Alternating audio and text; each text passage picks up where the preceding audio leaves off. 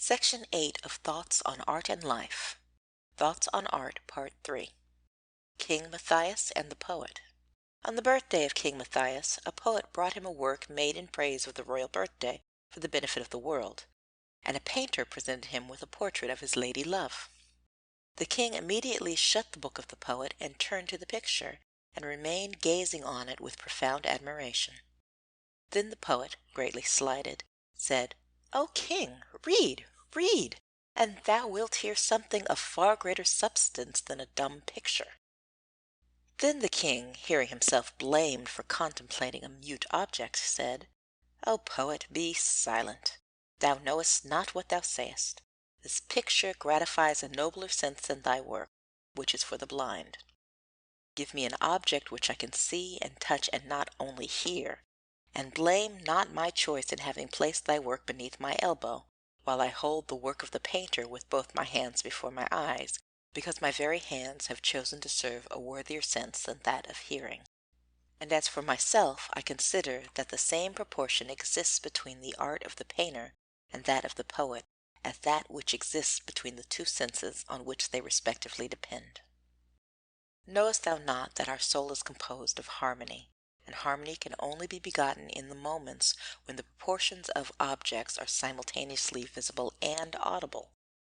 Seest thou not that in thine art there is no harmony created in a moment, and that, on the contrary, each part follows from the other in succession, and the second is not born before its predecessor dies? For this reason I consider thy creation to be considerably inferior to that of the painter, simply because no harmonious concord ensues from it. It does not satisfy the mind of the spectator or the listener as the harmony of the perfect features which compose the divine beauty of this face which is before me. For the features united altogether simultaneously afford me a pleasure which I consider to be unsurpassed by any other thing on the earth which is made by man. Value of the visible universe. There is no one so foolish who, if offered the choice between everlasting blindness and deafness, would not immediately elect to lose both his hearing and sense of smell rather than to be blind, since he who loses his sight is deprived of the beauty of the world and all created things, and the deaf man loses only the sound made by the percussion of the air, which is an insignificant thing in the world. Thou sayest that science increases in nobility in proportion as the subjects with which it deals are more elevated, and for this reason a false rendering of the being of God is better than the portrayal of a less worthy object. And on this account we will say that painting, which deals alone with the works of God, is worth more than poetry, which deals solely with the lying imaginings of human devices. Poet and Painter. Thou sayest, O painter, that worship is paid to thy work, but impute not this power to thyself, but to the subject which such a picture represents. Here the painter makes answer, O thou poet, who sayest that thou also art an imitator, why dost thou not represent with thy words objects of such a nature that thy writings which contain these words may be worshipped also? But nature has favored the painter more than the poet, and it is fair that the works of the more greatly favored one should be more honored than those of the less favored one. Therefore let us praise him who with words satisfies the hearing, and him who by painting affords perfect content to the eyes. But let the praise given to the worker in words be less, inasmuch as they are accidental and created by a less worthy author than the works of nature of which the painter is the imitator. And the existence of these works is confined within the forms of their surfaces. Since we have concluded that the utmost extent of the comprehension of poetry is for the blind, and that of painting for the deaf, we will say that the value of painting exceeds that of poetry in proportion as painting gratifies a nobler sense than poetry does, and this nobility has been proved to be equal to that of three other senses, because we elect to lose our sense of hearing, smell, and touch rather than our eyesight. For he who loses his sight is deprived of the beauty of the universe, and is like to one who is confined during his lifetime in a tomb, in which he enjoys life and motion. Now seest thou not that the eye comprehends the beauty of the whole world? It is the head of astrology. It creates cosmography. It gives counsel and correction to all the human arts. It impels men to seek diverse parts of the world. It is the principle of mathematics. Its science is most certain. It has measured the height and the magnitude of the stars. It has discovered the elements and their abodes. It has been able to predict the events of the future, owing to the course of the stars. It has begotten architecture and perspective and divine painting. O most excellent above all the things created by God! What praise is there that can express thy nobility? What peoples, what tongues, are they who can perfectly describe thy true working? It is the window of the human body through which the soul gazes and feasts on the beauty of the world. By reason of it, the soul is content with its human prison, and without it, this human prison is its torment.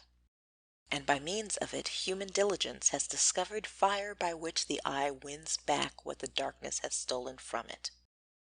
It has adorned nature with agriculture and pleasant gardens. But what need is there for me to indulge in long and elevated discourse? What thing is there which acts not by reason of the eye? It impels men from the east to the west. It has discovered navigation, and in this it excels nature, because the simple products of the earth are finite, and the works which the eye makes over to the hands are infinite. As the painter shows in his portrayal of countless forms of animals, herbs, plants, and places. Music, the sister of painting.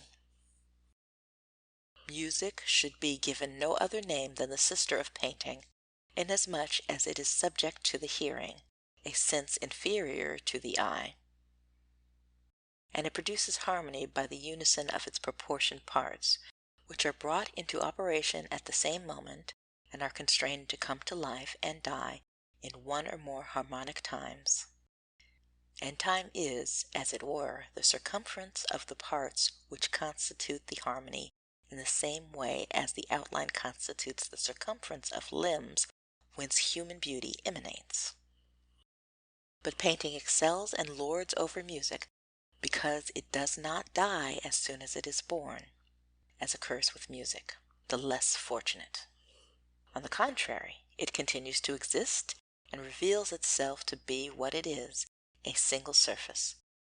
O marvelous science, thou givest lasting life to the perished beauty of mortals, which are thus made more enduring than the works of nature, for these undergo forever the changes of time, and time leads them to inevitable old age.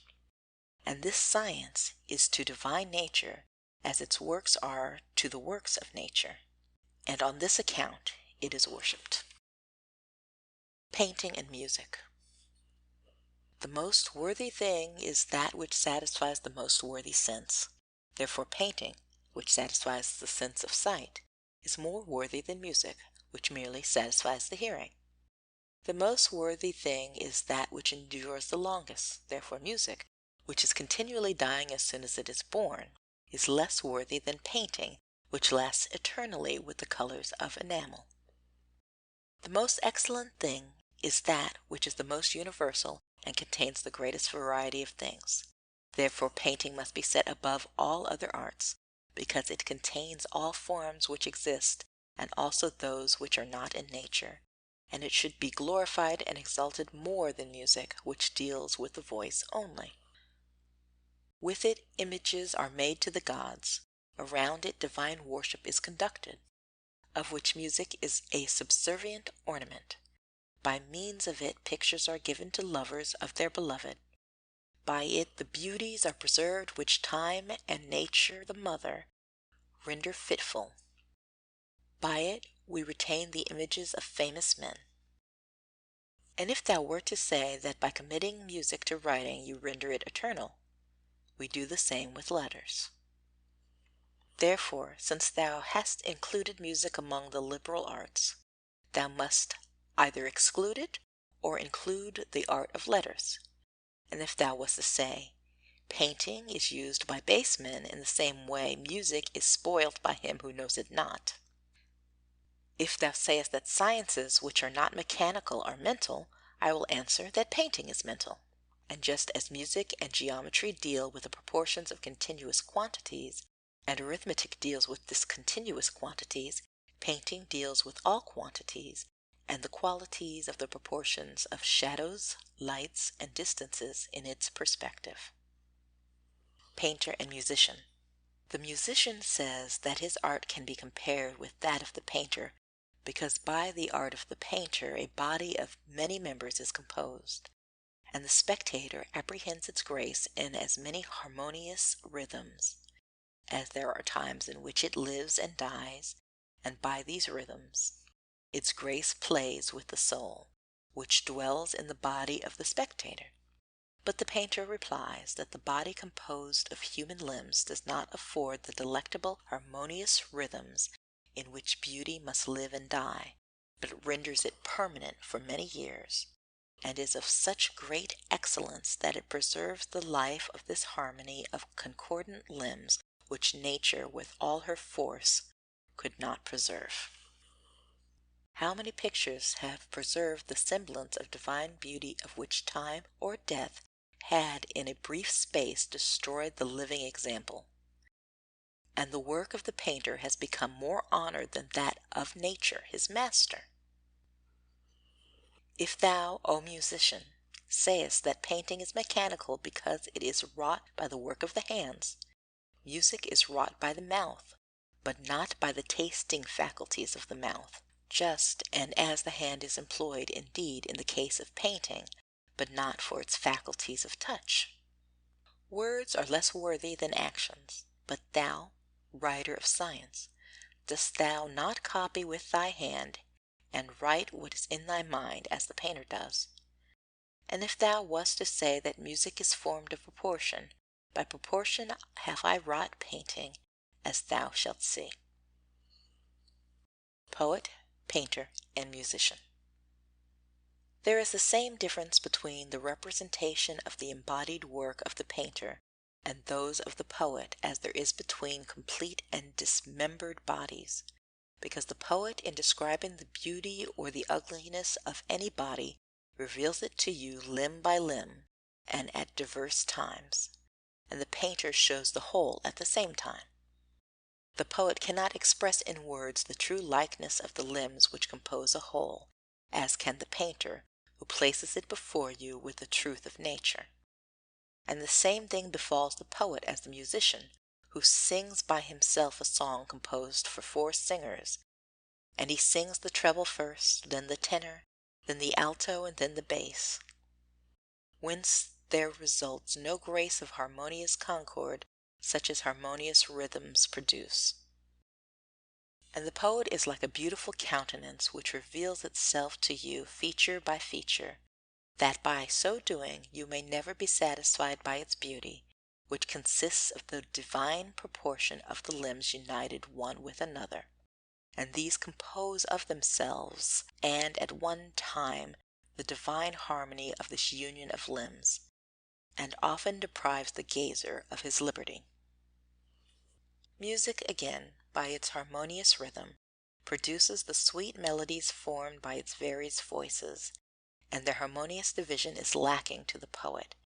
And although poetry enters into the abode of the intellect by the channel of the hearing, as does music, the poet cannot describe the harmony of music, because it is not in his power to say various things in one and the same moment, as can the harmonious concord of painting, which is composed of various members which exist simultaneously, and the beauty of these parts is apprehended at the same time, individually and collectively with regard to the whole, individually with regard to its component parts of which the whole is formed.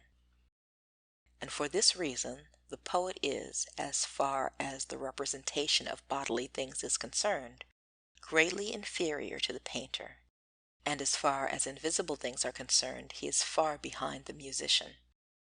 But if the poet borrows the aid of the other sciences, he can appear at the fair like the other merchants, bearers of diverse goods made by many artificers, and the poet does this when he borrows the science of others, such as that of the orator, the philosopher, the astrologer, the cosmographer, and the like, and these sciences are altogether alien to the poet. Therefore he is an agent who brings together diverse persons in order to strike a bargain. And if you wish to know the true function of the poet, you will find that he is no other than an assembler of goods stolen from other sciences, with which he makes a deceptive mixture, or more honestly said, a fictitious mixture. And with regard to this fiction, the poet is free to compete with the painter, since it constitutes the least part of the painting. The painter emulates and competes with nature. Painting, a second creation. He who blames painting blames nature, because the works of the painter represent the works of nature, and for this reason he who blames in this fashion lacks feeling. The painter, lord of all. If the painter wishes to see beautiful things which will enchant him, he is able to beget them. If he wishes to see monstrous things which terrify, or grotesque and laughable things, or truly piteous things, he can dispose of all these. If he wishes to evoke places and deserts, shady or dark retreats in the hot season, he represents them, and likewise warm places in the cold season. If he wishes valleys, if he wishes to descry a great plain from the high summits of the mountains, and if he wishes after this to see the horizon of the sea, he can do so, and from the low valleys he can gaze on the high mountains, or from the high mountains he can scan the low valleys and shores. And in truth all quantities of things that exist in the universe, either real or imaginary, he has first in his mind and then in his hands. And these things are of so great excellence that they beget a harmonious concord in one glance, as do the things of nature. We can safely say that those people are under a delusion who call that painter a good master who can only draw well a head or a figure. Certainly there is no great merit if, after studying a single thing during a whole lifetime, you attain to a certain degree of perfection in it. But knowing, as we do, that painting includes and comprehends all the works produced by nature, or brought about by the fortuitous action of man, and in fact everything that the eye can see, he seems to me to be a poor master who can only do one thing well. Now seest thou not how many and diverse acts are performed by men? Seest thou not how many various animals there are, and likewise trees, plants, and flowers? What a variety of mountainous or level places, fountains, rivers, cities, public and private buildings, instruments suitable for human use, how many diverse costumes and ornaments and arts? All these things should be considered of equal effect and value when used by the man who can be called a good painter. End of section 8.